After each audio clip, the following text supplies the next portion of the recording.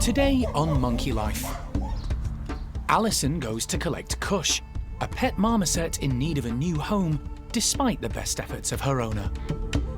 You've done a really nice job and a thoughtful job compared to most. Past the parcel for the chimps, the bachelor boys get their morning treats all boxed up.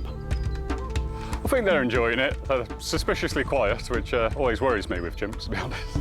And a puzzle feeder proves no problem for the skillful squirrel monkeys.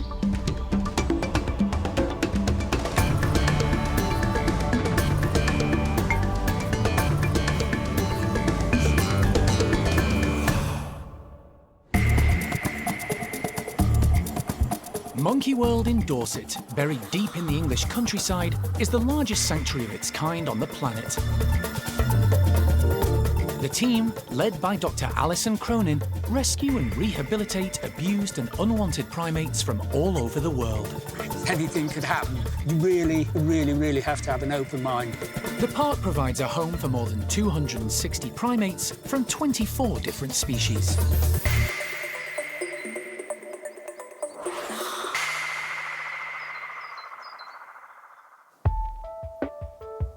It's early morning, and Alison's getting ready to rescue a marmoset. A regular occurrence for the team at Monkey World. Right, gloves, zip ties, food. She's heading to Bristol, just a short journey from the park in Dorset, to pick up a female called Kush, who's been on the waiting list since 2019. Here we go again. The park has rescued primates from all across the globe for the past 37 years. But the UK primate pet trade is a relentless burden on its resources. Kush will be the 131st monkey to be given a home, having been legally sold as a pet. Kush's story is not unique to the pet trade. Kush and another female were actually sold for £2,000 to the gentleman in Bristol that we're about to go meet. Sadly, one of the females died, and Kush remains. And the chap sort of sounds like he knows what he needs to do for the marmoset. She's not had any issues, so she looks pretty good. But that's not usually the case, as Alison well knows. She's been campaigning for decades for a change in UK law governing the trade in primates as pets, and has been on the steering committee drafting legislation currently going through Parliament. We continue to battle on, hoping that we're going to get the laws changed. I think it's our 83rd marmoset. So yeah, quite a few primates coming in. Kush is actually going to go and join Moschino, Mozzie for short, who we rescued from the pet trade just last year. So I'm hoping that Kush and Mozzie will become our next happy couple at the park, and that all goes well today. While Alison heads to Bristol to collect Kush, back at the park, the team are prepping for the marmoset's arrival. Elle is getting a bedroom ready, with only minimal changes. Kush's owner has indicated the marmoset has good mobility, so additional safe low branching isn't needed. Just putting up some little bits and bobs, little forage tubs, just assessing the branching that we've got in there just to make sure it's all firmly up and stable, ready for her arrival. The team are optimistic Kush will bond with Mozzie. He arrived last year after being confiscated and removed from poor living conditions by the RSPCA. His previous owner was found guilty of animal welfare offences and banned from keeping animals for 10 years. He was rescued where he was kept in solitary confinement, so he really lacks the social and communication skills that marmosets really need. We've done a few intros with Moschino. They haven't gone very successfully. When we're introducing marmosets together, you've got to try and think, do their personalities match? I think the previous females that we have tried to match Mozzie up with perhaps might not have been the best for him. However, the sound of this new female is more up to his standard. If they hit it off, marmosets pair bond for life, so there's a lot at stake for both of them. Kush will spend a few days in the bedroom next door to Mozzie to get accustomed to the sights, sounds and smells of her new surroundings. When the two marmosets appear settled alongside each other, the primate care staff can decide if a more close-up and personal introduction is appropriate. Keeping groups of captive chimpanzees stimulated and happy is a challenge for the primate care staff. In the wild, chimps can spend a third of their day eating and foraging, travelling as they go. But finding food isn't an issue at the park, so the team need to come up with ideas to keep their charges busy. Today, they're boxing clever, having hoarded delivery packaging for the last few weeks in order to motivate Paco's bachelor group and encourage them to hunt for treats. We want to make their lives as interesting as possible. They are, at the end of the day, in captivity, it's nowhere near as stimulating as what their lives in the wild would be, so you're just constantly trying to engage them on more of an intellectual level, I guess. But yeah, sometimes it's just nice to let them just run riot. They like to break things. Now they've got an outlet for it for the day. The team have filled the boxes with a variety of healthy snacks. So inside the boxes, we've scattered a mixture of different seeds, different nuts, a lot of different mixtures of dried fruit, which is great. It's nice and small little bits. So yeah, they're going to have to go fidgeting around in the boxes to find them, but probably when they grab the boxes and go up high, they're going to drop loads of it, so then they've got to climb back down to forage on the grass for it. Little bits and bobs like that are just great, and dried fruit isn't a huge part of their diet these days because it is so sugary, so we do like to use it as sparingly as we can, but we just want them to be happy, so, you know, doesn't matter how long it takes, as long as we've got silly, playful chimps at the end of the day, we feel like our job's been done. The boxes, of all different shapes and sizes, are distributed around the boys' large enclosure, giving everyone an opportunity to tackle them. Some snacks will be easy to find, while others have been hidden in tied-up old socks. Hopefully, Paco's ageing group will prove enthusiastic and up to the task. With the boxes all set, it's time for Sean to let the noisy chimps out into their enclosure. There's plenty of excitement. The group know it's breakfast time, but today it looks a lot different. And as they get stuck in, it's obvious good things don't just come in small packages, but in all shapes and sizes. Mojo goes for a smaller option, striking gold immediately with a handful of nuts. A nutty treat for Rocky too, who uses his strong teeth to crack it open. Charlie isn't usually known for his enthusiasm when it comes to enrichment, but today he's gathered a cache of cardboard and is thoroughly enjoying himself.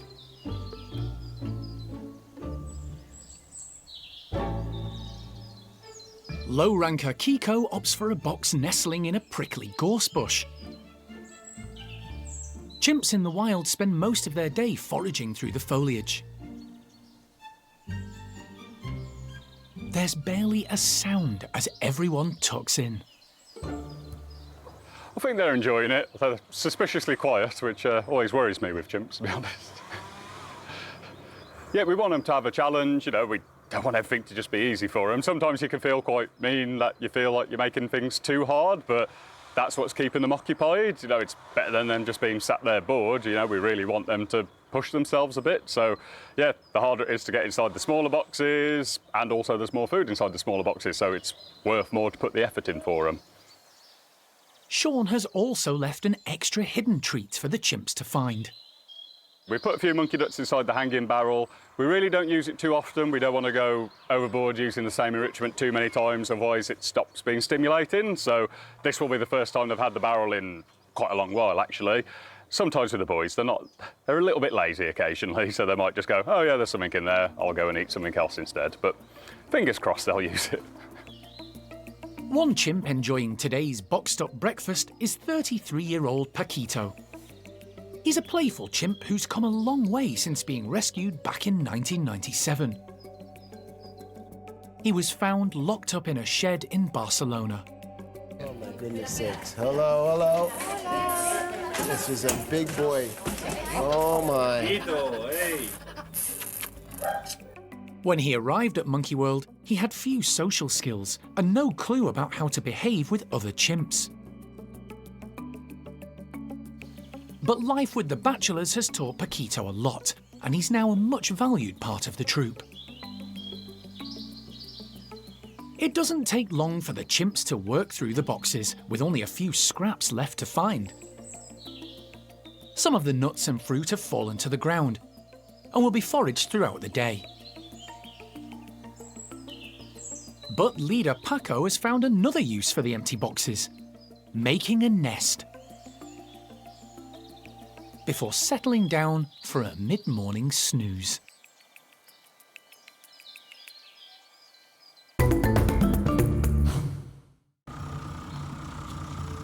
After a 2-hour journey, Alison has arrived in Bristol to collect Kush, a pet trade marmoset.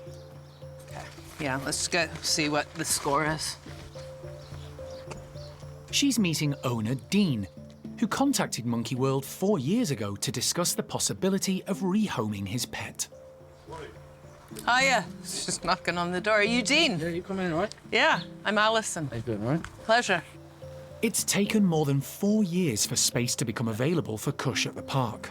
Oh, she's smelly. So, Dean and his father originally bought 2 marmosets from a dealer 9 years ago for £2,000. They were supposed to be a male and a female, but later a visit to the vet revealed both were females. She's well fed. She's a bit chubby.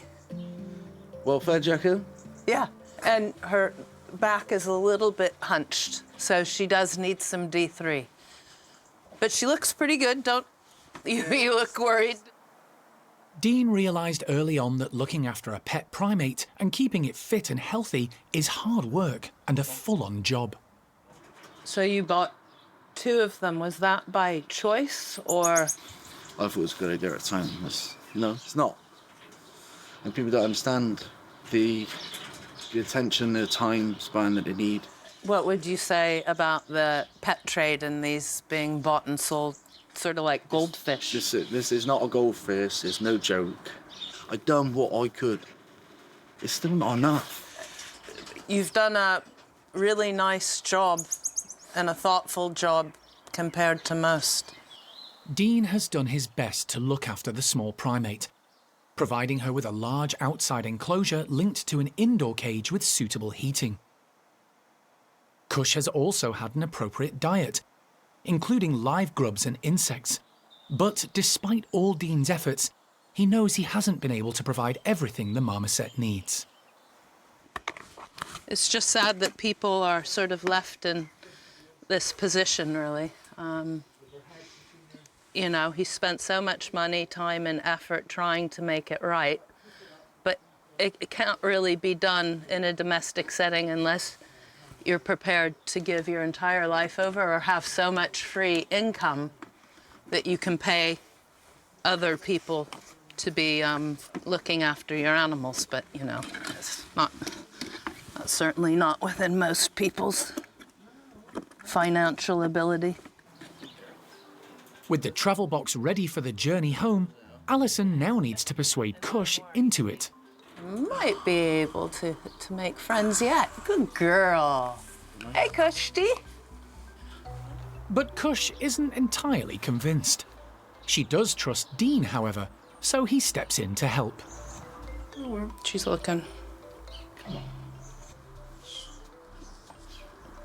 She has to walk in before I can do it, otherwise it's all over. Alison attempts to bribe her with waxworms, but Kush is still wary of the box.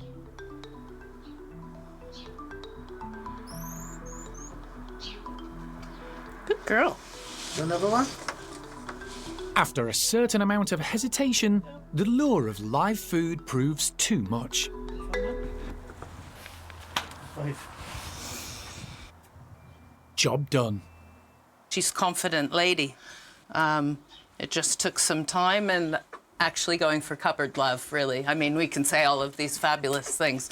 In the end, it comes down to the waxworms. You'll be all right. After 9 years of caring for the marmoset, it's time for Dean to say his goodbyes. Oh, mate. Thanks again. Take care. Yeah. I can't bear it. I will look after your little girl, and you bring your family down, huh? You know, it's heartbreaking. I could even cry right now. And, like, this is what I do day in and day out, up and down the breadth of Britain. This trade does more damage than also just the animals. I mean, I'm here to represent the marmosets and whatever primate in the pet trade. But the people side of things cuts me up also. It's not right. Laws need to change. They must change. Must change. Kush is blissfully unaware of the upset as she eats her waxworms and starts building a nest, while Alison begins the short journey back to the park in Dorset. The park is home to 5 squirrel monkeys, split into 2 separate groups. 3 common squirrel monkeys who were rescued together from appalling conditions at a house in Bridgewater, Somerset, called Logan, Lucille and Lopez, and a smaller group consisting of the most recent arrival, common squirrel monkey Kimbo, who was rescued last year from the pet trade, and female black-capped Nueve. Kimbo's lack of social skills and the unlikelihood of the established males accepting him meant plans to integrate him with the trio from Somerset were put on hold.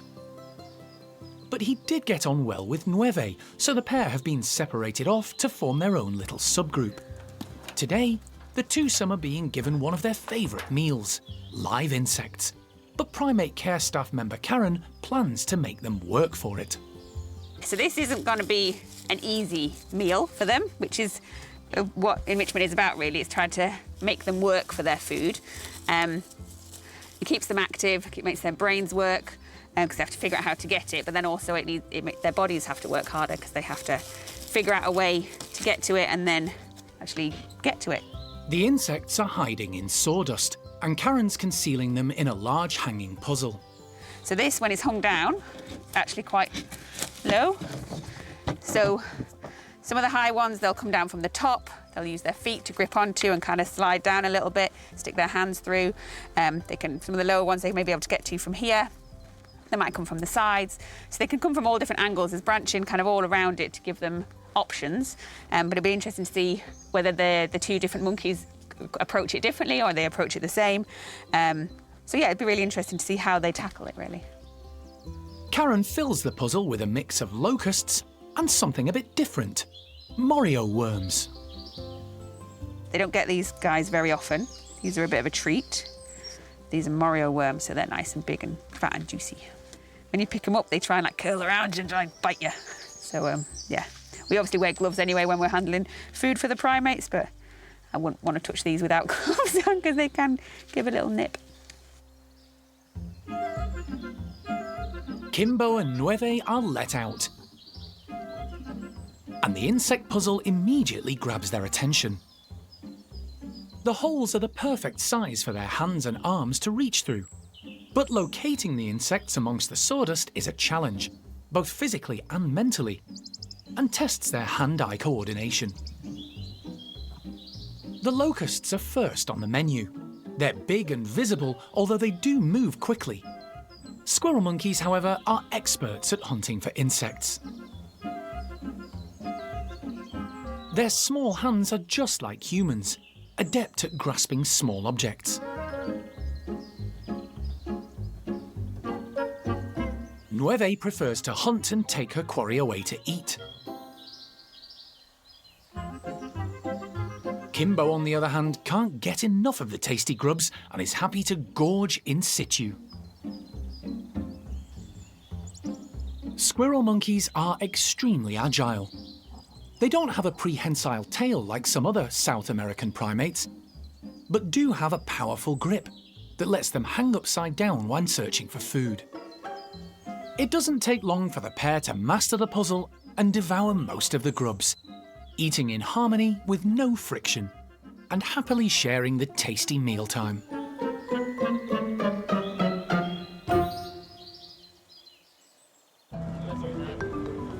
Following a 60-mile journey from Bristol, Alison has arrived back at Monkey World with Kush the marmoset, safely in her travel box.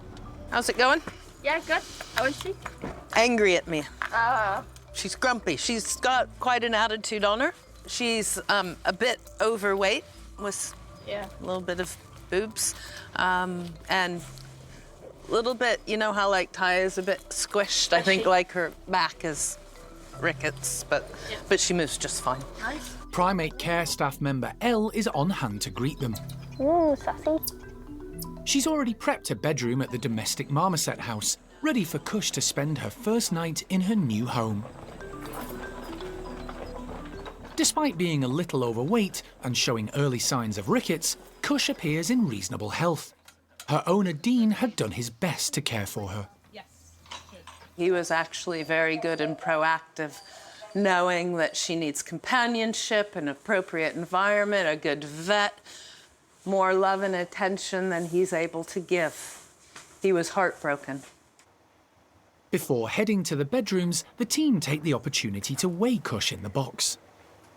2.98. Alison and Elle are hoping to pair up the new arrival with Mozzie, a male marmoset who arrived last year. Right, darling, I know. Let's go get you in. He's in a bedroom next door. For the first couple of days, the prospective partners will be able to see and hear each other without any physical contact. Come on, Kushti. Elle opens up the travel box, but Kush takes her time. Then, out she comes, heading up high. Good girl. Unsurprisingly, she's a bit shell-shocked. Kush has spent 9 years in one place, and now it's all change. She's in a new space surrounded by lots of different smells and some noisy marmoset neighbours. She's a newbie, it's a new environment, I'm a new face. I know she's been very close to a male human, so perhaps a female human she's not too fond of, so we'll have to build a friendship because I'm the one that's going to be looking after her quite a lot.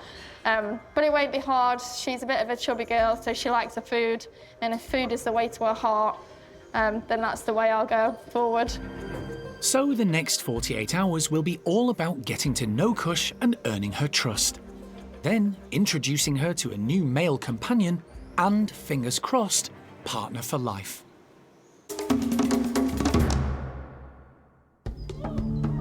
Next time on Monkey Life, Gibbons, Sam and Sasak move out, while the maintenance team move in to give their enclosure a makeover. But Sam is less than enthusiastic. Come on, Sam. Is he moving at all? Nope. Don't think he would. And Capuchin Donny takes over as alpha male of his group, having proved a hit with the ladies.